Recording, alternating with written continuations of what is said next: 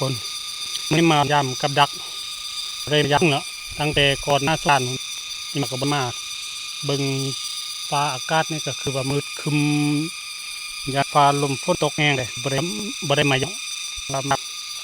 เป็นทิศไปบ่มีไปลุ้นไปเบิ่งกับดักทึกเนาะ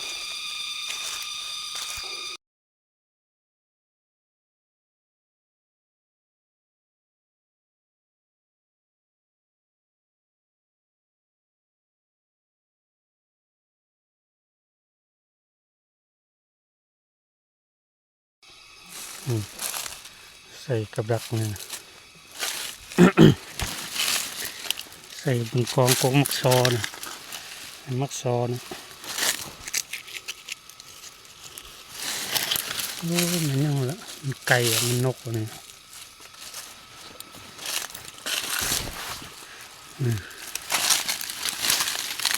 ไก่แล้วโอ้มันยังมากินหมดแล้วละสัตว์มากินหมด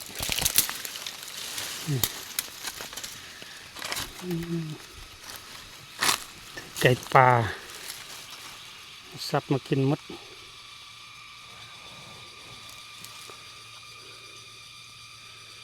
ตัวอีเห็นตัวนั้นมากินหมดแล้วดูแต่ข้าซ่องข้าไก่ป่าคนสะไปคนเดียวนี่มันอีตัวอีเห็นตัวนั้นมากินไก่แม่นะโอ้ยเสียดาย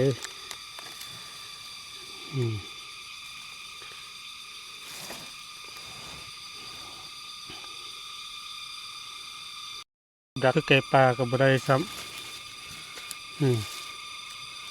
อีกทึกลายมือแล้วเนี่ยร้อนมดมันสัตว์มากินมัน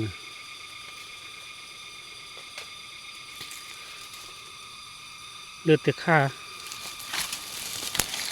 นี่คนสะเต็มเลยไก่ป่าไก่แม่อีก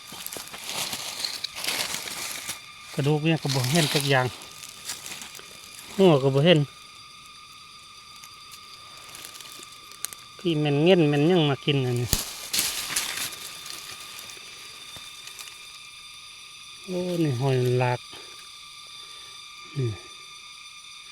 มันหอยมันตัวเงี้ยตัวยังมากินมันลากมาดึงเอาเนี่ยหอยเลือดสะเต็มเลย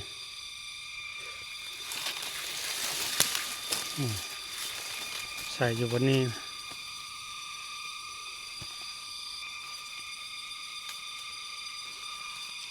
ใส่อยู่กองกบเป็นดอกซอเนี่ย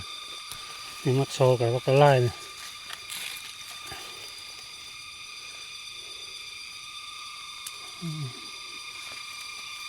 แล้วว่า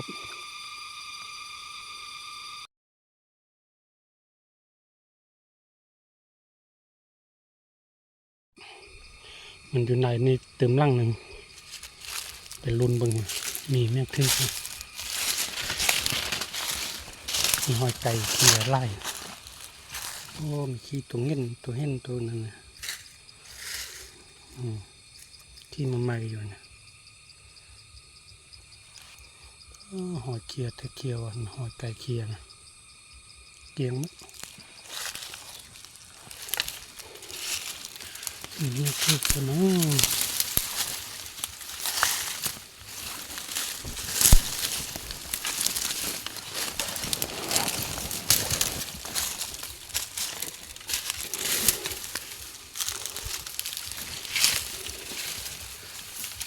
ปรุงเกลืออยู่ในนี่ไอ้ปรุงเกลือเราใส่เอากระดักกับดักมาใส่นี่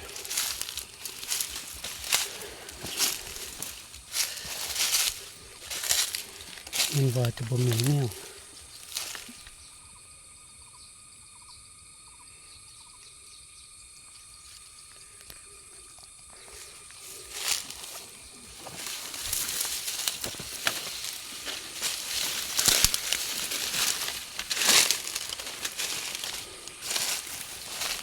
มันเดิมมันมียังทึก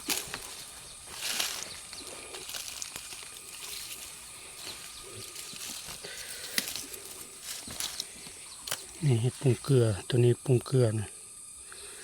ใส่ปรุงเกลือนี่วางเดือนก่อนนั้นมาใส่เนี่ยว่าตัวเบิ่งมันคอดกินแต่กินวาฟานนะตัวฟานกินแต่กินวานนำมาแปลงเอาเกลือใส่ไม้เราให้เลยให้หมดเลยบ่มีเมี่ยงมาเลย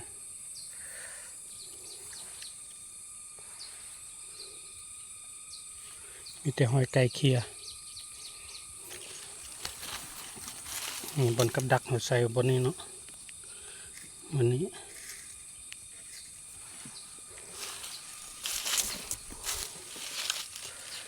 เก็บกับดักก่อนอากาศร้อนกายบ่ไหวขึ้นภูเมื่อยอากาศร้อน